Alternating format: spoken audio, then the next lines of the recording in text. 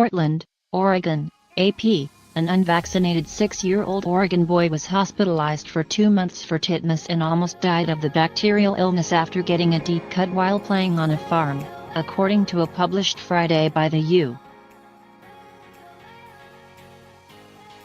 Centers for Disease Control and Prevention. The 2017 case is the first case of pediatric tetanus in Oregon in more than 30 years and alarmed infectious disease experts who said tetanus is almost unheard of in the U.S. Since widespread immunization began in the 1940s.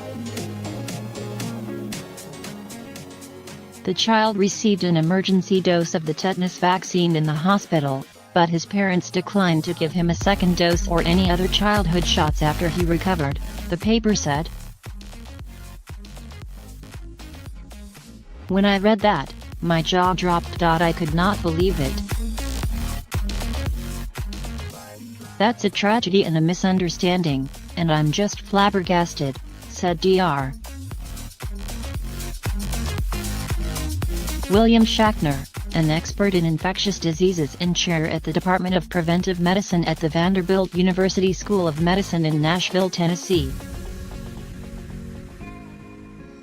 This is an awful disease, but we have had a mechanism to completely prevent it, and the reason that we have virtually no cases anymore in the United States is because we vaccinate, literally, everyone. Doctors in Portland, Oregon, who treated the child declined to provide any further information about the family at a news conference Friday, citing medical privacy laws.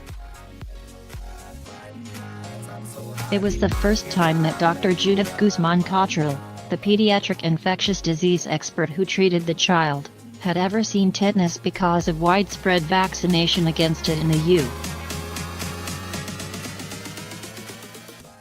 When the boy arrived at the emergency department, his muscle spasms were so severe he could not talk, could not open his mouth and was struggling to breathe, she said. We had a hard time taking care of this child, watching him suffer, and it is a preventable disease, Guzman-Cottrell said.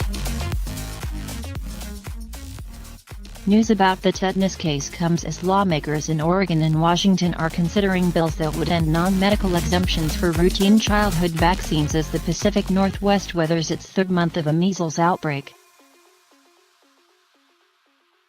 70 people in southwest Washington, most of them unvaccinated children, have been diagnosed with the highly contagious viral illness since Jan.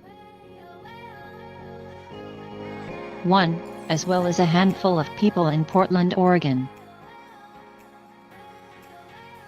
Unlike measles, which is a virus, someone who has survived a case of tetanus is not immune and can get the illness again if they remain unvaccinated. Tetanus also isn't transmitted person to person by sneezing or coughing like the measles, but instead comes from bacterial spores that are found in the environment. Tetanus spores exist everywhere in the soil. When an unvaccinated person gets a deep, penetrating wound, those spores can invade the cut and begin producing the bacteria that causes the illness. The tetanus bacterium secretes a toxin that gets into the bloodstream and latches onto the nervous system. Anywhere from 3 to 21 days after infection, symptoms appear: muscle spasms, lockjaw, difficulty swallowing and breathing, and seizures. The disease can cause death or severe disability in those who survive, Schachtner said. About 30 people contract tetanus each year nationwide, according to the CDC, and 16 people died of it between 2009 and 2015. It's rare among children; those over 65 are the most vulnerable. In the case in Oregon, the boy cut himself on the forehead while playing, and his family stitched up the wound themselves. 6 days later, He began clenching his jaw, arching his neck and back, and had uncontrollable muscle spasms.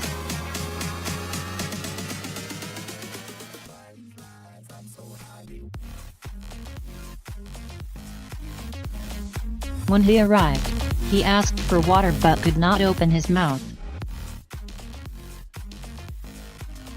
The child was sedated, put on a ventilator and cared for in a darkened room while wearing earplugs because any stimulation made his pain and muscle spasms worse.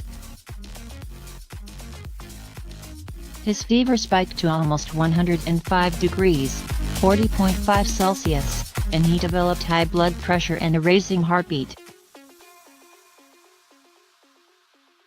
44 days after he was hospitalized, the boy was able to sip clear liquids.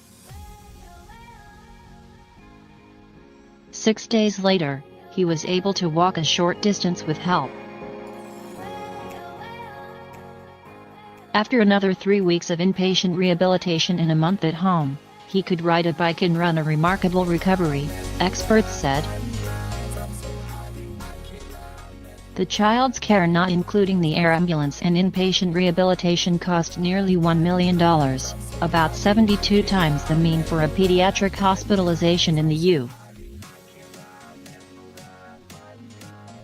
The paper noted. The way to treat tetanus is you have to outlast it. You have to support the patient because this poison links on chemically and then it has to be slowly metabolized, Schaffner said.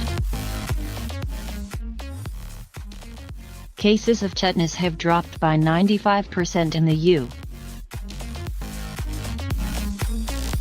Since widespread childhood vaccination and adult booster shots became routine nearly 80 years ago, deaths have dropped 99%. The CDC recommends a 5-dose series of tetanus shots for children between the ages of 2 months and 6 years and a booster shot every 10 years for adults.